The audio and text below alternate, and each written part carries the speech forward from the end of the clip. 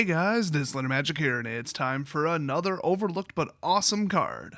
This one is one of my personal favorites. I definitely put this in my first commander deck just because it's so stupidly funny, and the whole deck was just like a disruption troll deck that I guess stopped people from attacking in general.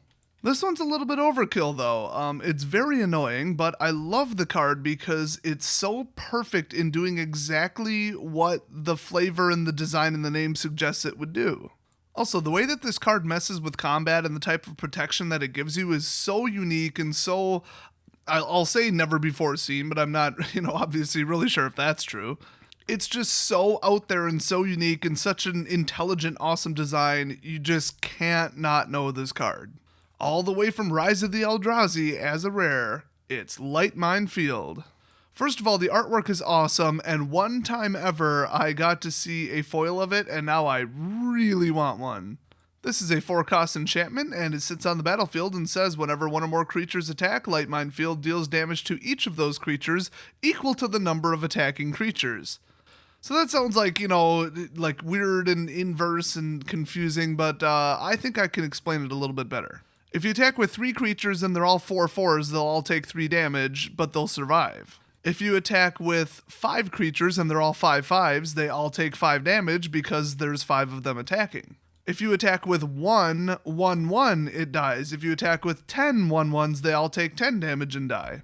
So you either have to attack with a small to medium number of really large creatures, or just like one really large creature. If you try to swarm somebody with tiny creatures, it won't work. If you try to just swing with tiny creatures, it also won't work. Or I should say like a small number or one tiny creature.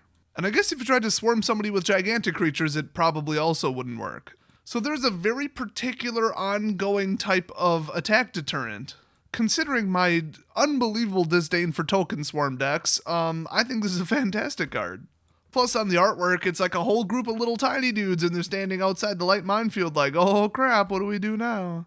That is so perfect that I just love it. They're like in the air. It looks so super like sci-fi, like something Catherine Zeta-Jones would have to like do flips through or something. Oh, and of course she'd get through because she's only one person and she's a 10. And as is the typical pattern with totally epic cards, especially ones featuring goblins in the artwork, oh my gosh, the flavor text. If you want to kill a lot of goblins, just make sure your defenses look like fun.